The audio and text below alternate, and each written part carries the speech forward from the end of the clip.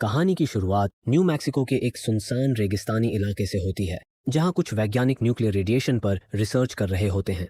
तभी अचानक खून से लथपथ एक आदमी दौड़ता हुआ आता है और उनसे मदद की गुहार लगाता है। वैज्ञानिक अभी कुछ समझ पाते उससे पहले ही एक खतरनाक म्यूटेंट वहां पहुंच जाता है और उन पर हमला कर देता है। वह म्यूटेंट कुल्हाड़ी से सभी वैज्ञानिकों की बेरहमी से हत्या कर देता है। हमले के बाद वह म्यूटेंट मरे हुए लोगों की लाशों को घसीटकर एक पहाड़ी की ओर ले जाता है। इसके बाद सीन बदलकर एक सुनसान गैस स्टेशन दिखाया जाता है, जिसका मालिक अंदर सो रहा होता है। तभी उसे बाहर से अजीब अजीब आवाजें सुनाई देती हैं, जिससे वह चौकन्ना हो जाता है और बंदूक लेकर बाहर निकलता है। वह रूबी कहकर किसी को पुकारता हुआ आसपास के इलाके में ढूंढने लगता है। कुछ देर बाद जब वह गैस स्टेशन पर वापस आता है तो उसे जमीन पर पड़ा एक बैग दिखाई देता है। बैग देखते ही वह गुस्से में चिल्लाता है, अब सब खत्म हो गया है, अब मैं तुम्हारी मदद नहीं कर सकता। ये कहकर वह अंदर चला जाता है, लेकिन कुछ ही देर बाद फिर बाहर आता है और बैग उठाकर भीतर ले जाता है। बैग खोलने पर उसे एक कटा हुआ कान और कुछ कीमती ज्वेलरी मिलती है। उसी समय बाहर किसी गाड़ी के हॉर्न की आवाज आती है।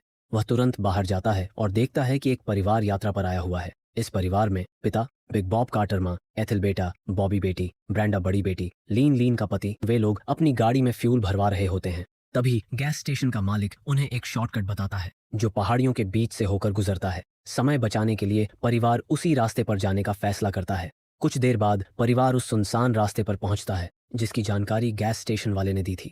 एथिल जब मैप देखती है तो पाती है कि यह रास्ता मैप में दिख ही नहीं रहा। अचानक सड़क पर स्पाइक स्ट्रिप आ जाती है, जिससे गाड़ी के टायर फट जाते हैं। नियंत्रण खोने पर गाड़ी जाकर एक विशाल पत्थर से टकरा जाती है। टक्कर के बाद सभी घबराकर बाहर निकल आते हैं।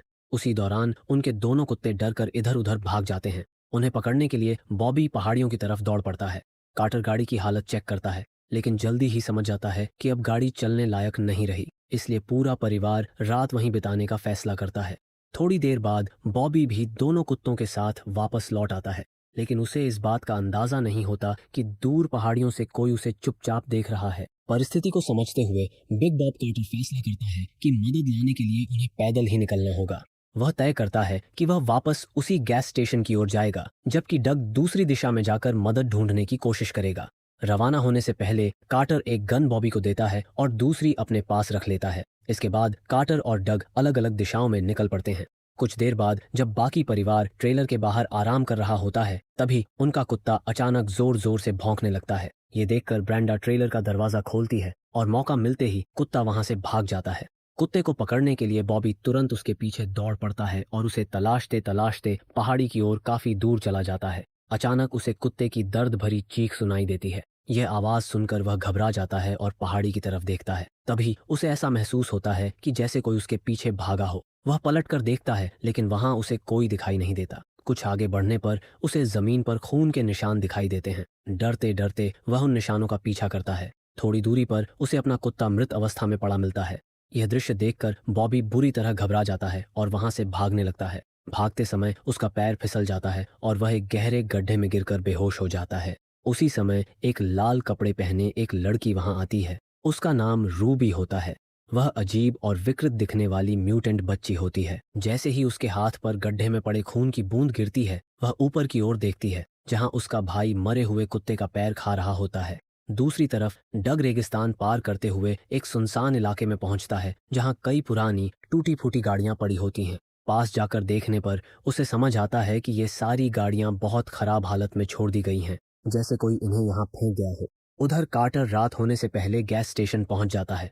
वह मालिक को पुकारता है, लेकिन स्टेशन पूरी तरह खाली और सुनसान होता है। फिर वह एक कमरे में जाता है जहां उसे एक बैग मिलता है। बैग खोलने पर उसे एक कटा हुआ कान और कुछ अजीब सामान मिलता है, जिसे देखकर उसे सब कुछ बेहद संदिग्ध लगने लगता है। सावधानी से वह अपनी बंदूक निकालता है और धीरे धीरे गैस स्टेशन के दूसरे कमरे में दाखिल होता है। उस कमरे की दीवार पर कई अखबारों की कटिंग्स चिपकी हुई होती हैं। इन्हें देखकर कार्टर को पता चलता है कि यह इलाका कभी न्यूक्लियर टेस्टिंग साइट हुआ करता था और यहाँ माइनिंग का काम भी चलता था। रेडिएशन के कारण कई लोग मारे गए, लेकिन कुछ जिंदा बच गए। हालांकि रेडिएशन ने उनके शरीर को भयानक रूप से विकृत कर दिया था। कुछ तस्वीरों में इन्हीं विकृत लोगों की झलक दिखती है। एक कटिंग में यह भी लिखा होता है कि इस इलाके में लोगों की रहस्यमय गुमशुदगियां शुरू हो चुकी थीं। ये सब देखकर कार्टर को हालात की गंभीरता का एहसास हो जाता है और वह तुरंत अपने परिवार के पास वापस लौटने का फैसला करता है। जैसे ही वह गाड़ी स्टार्ट करता है, हेडलाइट्स सीधे बाथरूम के दरवाजे पर पड़ती हैं। जहां उसे किसी के पैर दिखाई देते हैं। सावधानी से वह बाथरूम की ओर बढ़ता है और दरवाज़ा खोलता है। अंदर गैस स्टेशन का मालिक बैठा होता है। वह शराब पी रहा होता है और उसके पास ही एक बंदूक रखी होती है। मालिक खुद को इन सब घटनाओं का जिम्मेदार बताता है और कहता है, उन्हें इतना बेरहम क्यों होना पड़ा। ये कहकर वह अपनी ही बंदूक से खुद को गोली मार लेता है। ये सब देखकर कार्टर घबरा जाता है। वह तुरंत वापस कार में जाकर बैठता है, लेकिन जैसे ही वह रियर व्यू मिरर में देखता है, उसे पीछे की सीट पर एक भयानक म्यूटेंट चेहरा नजर आता है। वह बंदूक उठाने की कोशिश करता है, लेकिन उससे पहले ही म्यूटेंट उस पर जोरदार हमला कर देता है, जिससे वह बेहोश हो जाता है। फिर म्यूटेंट उसे एक ट्रॉली में डालकर माइंस की ओर ले जाने लगता है। उधर जब काफी देर बाद भी बॉबी वापस नहीं आता, तो ब्रेंडा उसे ढूंढने बाहर निकल जाती है। दूसरी तरफ रूबी, म्यूटेंट लड़की, अभी भी बेहोश पड़े बॉबी के पास बैठी होती है। लेकिन जैसे ही उसे ब्रेंडा की आवाज सुनाई देती है, वह घबरा जाती है और वहां से भाग जाती है। इसके बाद ब्रेंडा को बॉबी मिल जाता है और वह उसे सहारा देकर ट्रेलर तक वापस ले आती है। लेकिन बॉबी अपने साथ हुई खौफनाक घटना सबसे छिपा लेता है और किसी को कुछ भी नहीं बताता। कुछ देर बाद ट्रेलर के बाहर किसी की आवाज सुनाई देती है। ये सुनकर बॉबी सबको अंदर ही रहने का निर्देश देता है और खुद बाहर जाकर देखने लगता है। बाहर पहुंचकर वह देखता है कि कुत्ते की जंजीर टूटी हुई है। वह कुत्ते को आवाजें देता है, लेकिन कोई प्रतिक्रिया नहीं मिलती। उसी समय पीछे से डग आ जाता है और अचानक बॉबी के कंधे पर हाथ रख देता है, जिससे बॉबी डर जाता है। डग सबको बताता है कि रास्ते में उसे एक गहरा गड्ढा मिला और चारों तरफ कहीं भी सड़क या हाईवे का कोई निशान नहीं था। मतलब वे पूरी तरह फंस चुके हैं। इसके बाद डग कार्टर के बारे में पूछता है कि क्या वह अभी तक वापस नहीं आया। हालात इतने गंभीर होने के बावजूद बॉबी चुप रहता है। वह अपने साथ हुई भयानक घटना किसी को नहीं बताता। तभी डग कहता है, अगर कार्टर 12 बजे तक वापस नहीं आता तो हम उसे ढूंढने निकलेंगे। फिर सभी लोग ट्रेलर के अंदर लौट आते हैं, लेकिन ट्रेलर में जगह कम होने की वजह से डग और लीन कार में जाकर सोने का फैसला करते हैं। आधी रात हो चुकी थी, सब गहरी नींद में सो रहे होते हैं, लेकिन बॉबी अभी भी जाग रहा होता है। अचानक उसे बाहर से कुत्ते के भौंकने की आवाज सुनाई देती है। वह तुरंत बाहर निकलता है और कुत्ते को पुकारते हुए उसी दिशा में बढ़ता है जहां से आवाज आ रही थी। उसी दौरान एक म्यूटेंट चुपके से ट्रेलर के अंदर प्रवेश कर जाता है। ब्रेंडा हेडफोन लगाए होती है, इसलिए उसे कोई आवाज सुनाई नहीं देती। उधर बॉबी एक ऊंची चट्टान तक पहुंच जाता है। तभी वहां से किसी की अजीब और डरावनी हंसी सुनाई देती है। वह डर जाता है और घबराकर ट्रेलर की तरफ तेजी से लौटता है। इसी समय ब्रेंडा की नींद टूटती है, लेकिन उससे पहले कि वह कुछ समझ पाए, म्यूटेंट उसके मुंह पर हाथ रखकर उसे दबोच लेता है। बॉबी दौड़कर कार की ओर जाता है और डग ऑफ लीन को जगाने की कोशिश करता है। वे उठते हैं तो बॉबी घबरा कर कहता है कि हम यहाँ अकेले नहीं हैं। लीन कहती है कि इतनी वीरान जगह पर कोई रह ही नहीं सकता। तभी बॉबी उन्हें मरे हुए कुत्ते के बारे में बताता है और कहता है कि उसने पहले कुछ नहीं बताया, क्योंकि वह अपनी माँ को डराना नहीं चाहता था। इसी दौरान ट्रेलर के अंदर से अजीब हरकतों की आवाजें आने लगती हैं। जैसे ही तीनों ट्रेलर में घुसने वाले होते हैं, ट्रेलर के अंदर बैठे म्यूटेंट एक बटन दबा देता है। उसी पल एक पेड़ से बंधे कार्टर के नीचे आग भड़क जाती है। वह चीखता हुआ जिंदा जलने लगता है।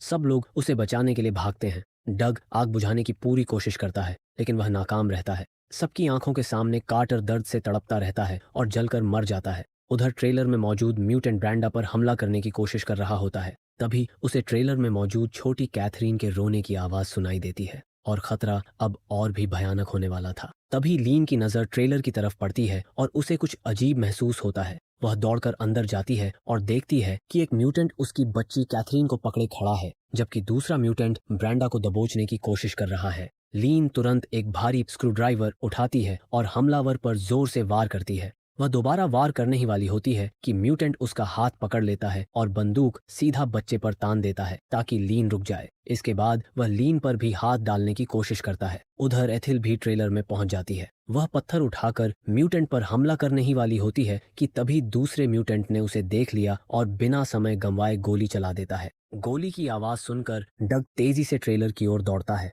अंदर ब्रेंडा को मारने वाला म्यूटेंट जैसे ही बंदूक उठाता है, लीन हिम्मत दिखाती है और उसके पैर में स्क्रू ड्राइवर घोंप देती है। यह देखकर म्यूटेंट गुस्से में पागल हो जाता है और लीन के सिर में गोली मार देता है। इसके बाद दोनों म्यूटेंट छोटी बच्ची कैथरीन को उठाकर ट्रेलर से भाग जाते हैं। जब डग अंदर पहुंचता है, तब तक म्यूटेंट्स गायब हो चुके होते हैं। वहां उसे अपनी पत्नी लीन की लाश जमीन पर पड़ी मिलती है और उनकी बेटी भी गायब होती है। ये देखकर डग पूरी तरह टूट जाता है और फूट फूट कर रोने लगता है। उधर एक म्यूटेंट दूर से ये सब देख रहा होता है। तभी उसके पीछे कुछ हिलता है, लेकिन वह ध्यान नहीं देता। अचानक परिवार का कुत्ता उस पर हमला कर देता है और उसे मार डालता है। ट्रेलर में एथिल अभी जिंदा होती है, लेकिन उसकी हालत बेहद गंभीर थी। बॉबी जैसे ही अंदर का विनाशकारी हाल देखता है वह गुस्से से भर उठता है और कहता है, हमें अभी जाकर उन म्यूटेंट्स का पीछा करना चाहिए।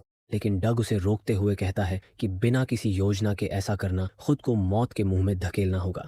उसी समय ट्रेलर के बाहर से कुछ आवाज सुनाई देती है। बॉबी तुरंत दरवाजे की तरफ गोलियां चला देता है। डग धीरे धीरे बाहर जाता है ये देखने कि बाहर कौन है। वह देखता है कि एक म्यूटेंट मरा पड़ा है, शायद कुत्ते ने ही उसे खत्म किया था। डग उसके हाथ से एक वॉकी टॉकी उठा लेता है। तभी परिवार का कुत्ता भी वापस लौट आता है। अचानक वॉकी टॉकी से कैथरीन के रोने की आवाज आने लगती है। ये सुनते ही डग का खून खौल उठता है। अब उसके अंदर सिर्फ बदला और अपनी बेटी को वापस लाने की आग बची है। अगली सुबह डग अपने कुत्ते के साथ निकल पड़ता है। कुत्ता उसे एक पुरानी माइन तक ले जाता है जहां बहुत सी म्यूटेंट्स की कब्रें बनी होती हैं। इसके बाद कुत्ता उसे माइन के दूसरी तरफ ले जाता है। वहां से डग को दूर एक ऐसा उजड़ा हुआ गांव दिखाई देता है जहां न्यूक्लियर टेस्टिंग के निशान साफ साफ दिखाई दे रहे थे। उधर दूसरी तरफ ब्रेंडा और बॉबी ट्रेलर के आसपास म्यूटेंट्स को फंसाने के लिए एक जाल तैयार कर रहे होते हैं। डग गांव में पहुंचता है और एक घर से अपनी बेटी कैथरीन के रोने की आवाज सुनता है। वह उसे बचाने ही वाला होता है कि तभी एक म्यूटेंट वहां आता है जो किसी लाश को घसीटता हुआ ले जा रहा होता है।